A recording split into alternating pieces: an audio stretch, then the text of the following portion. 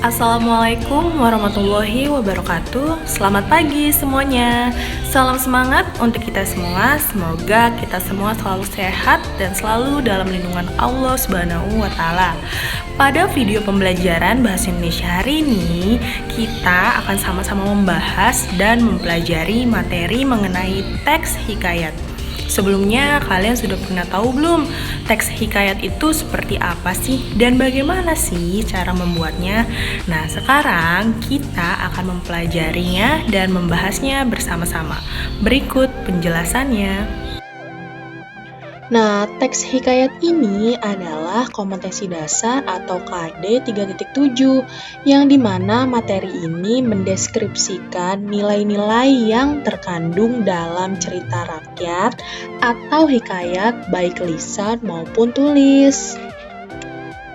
Tujuan pembelajaran materi ini adalah di mana setelah siswa melaksanakan pembelajaran, diharapkan siswa dapat mengidentifikasi karakteristik dalam hikayat, mengidentifikasi nilai-nilai yang terdapat dalam hikayat sesuai dengan kehidupan saat ini ya. Apa sih hikayat itu? Hikayat merupakan salah satu karya sastra lama loh yang bentuknya seperti prosa yang di dalamnya mengisahkan tentang kehidupan dari keluarga, istana, kaum bangsawan atau orang-orang ternama dengan segala kehebatan, kesaktian, maupun kepahlawanannya. Di dalamnya juga diceritakan tentang kekuatan, mukjizat, dan segala keanehan-keanehannya. Selanjutnya kita masuk ke fungsi teks hikayat. Hikayat termasuk cerita rakyat yang perlu dilestarikan. Cerita rakyat merupakan titipan budaya dari nenek moyang kepada generasi penerus bangsa. Cerita rakyat penting dilestarikan dan dikembangkan. Setidaknya ada 3 fungsi cerita rakyat yang mengharuskan kita tetap melestarikannya. Yang terdiri dari 1. Sebagai sarana hiburan. Yang kedua, sebagai sarana pendidikan pastinya, karena di dalamnya terkandung banyak nilai yang dapat diteladani dalam kehidupan ini. Yang ketiga, sebagai sarana menunjukkan dan melestarikan budaya bangsa, karena dari cerita rakyat dapat dikokohkan nilai sosial dan budaya suatu bangsa itu sendiri. Selanjutnya ada karakteristik teks hikayat. Hikayat merupakan sebuah teks narasi yang berbeda dengan teks narasi lainnya. Nah, ada beberapa karakteristik teks hikayat yang membedakan teks ini berbeda dengan teks narasi pada umumnya. Salah satu ciri teks hikayat adalah kemustahilan. Kemustahilan dalam teks baik dari segi bahasa maupun dari segi cerita. Kemustahilan artinya hal-hal yang tidak logis atau di luar nalar pikiran kita. Karakteristik teks hikayat yang selanjutnya adalah kesaktian tokoh-tokoh yang diceritakan dalam teks hikayat itu. Bisa kalian lihat contohnya pada hikayat Indra Bangsawan ya, di mana tokoh-tokohnya diceritakan mempunyai kesaktian tersendiri. Karakteristik teks hikayat yang ketiga ada anonim. Anonim artinya tidak diketahui secara jelas nama pencerita atau pengarangnya. Hal tersebut disebabkan cerita biasanya disampaikan secara lisan maupun dari lisan ke lisan.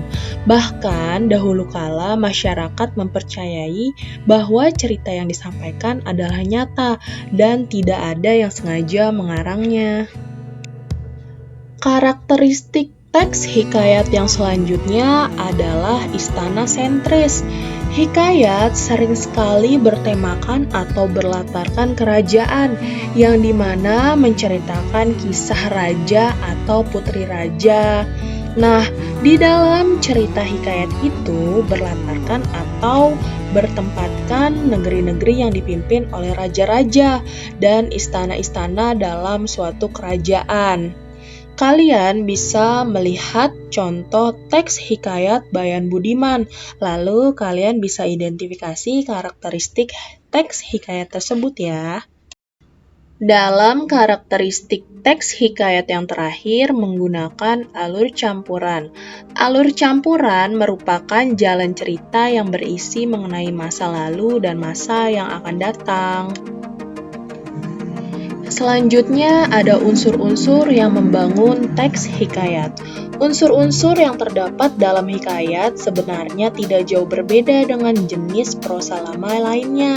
Hikayat dibangun oleh dua unsur, yaitu yang pertama unsur intrinsik dan yang kedua adalah unsur ekstrinsik.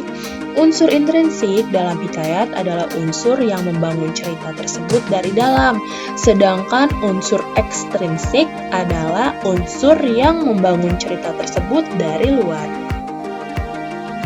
Unsur intrinsik terdiri dari yang pertama tema. Tema merupakan gagasan yang mendasari sebuah cerita. Yang kedua ada latar.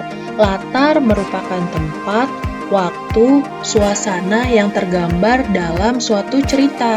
Yang ketiga ada alur. Alur merupakan jalinan peristiwa dalam sebuah cerita. Yang keempat ada amanat. Amanat merupakan suatu pesan yang disampaikan oleh pengarang melalui sebuah cerita. Yang kelima ada tokoh.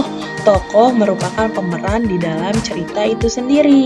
Yang keenam ada penokohan. Penokohan merupakan penggambaran watak seorang tokoh yang diceritakan. Yang ketujuh ada sudut pandang. Sudut pandang adalah pusat pengisahan dari mana suatu cerita dikisahkan oleh si pencerita. Yang terakhir ada gaya. Gaya ini berhubungan dengan bagaimana si penulis menyajikan suatu cerita dengan menggunakan bahasa dan unsur-unsur keindahan lainnya. Sedangkan unsur-unsur ekstrinsik dari hikayat biasanya berhubungan dengan latar belakang cerita, misal seperti latar belakang agama, adat, budaya, dan lain-lain. Unsur ekstrinsik tersebut juga berhubungan dengan nilai atau norma kehidupan dalam cerita. Contohnya seperti nilai moral, nilai agama, nilai sosial, nilai budaya, dan lain-lain. Nah, itulah materi mengenai teks hikayat KD 3.7, di mana tadi sudah dijelaskan bahwa ada pengertian dari teks hikayat, fungsi teks hikayat, karakteristik teks hikayat, dan unsur-unsur yang terdapat dalam teks hikayat. Bagaimana kalian sudah paham atau belum? Semoga kalian semua sudah paham ya dengan materi teks hikayat KD 3.7 ini. Nah, selanjutnya kalian juga harus mengerjakan tugas ya. Silakan download modul KD 3.7 di portal belajar, lalu kerjakan tugasnya ya. Terima kasih telah menyaksikan video pembelajaran Bahasa Indonesia hari ini. Semoga menjadi manfaat dan pembelajaran bagi kita semua. Mohon maaf jika masih ada kekurangan. Wassalamualaikum warahmatullahi wabarakatuh. Sampai jumpa.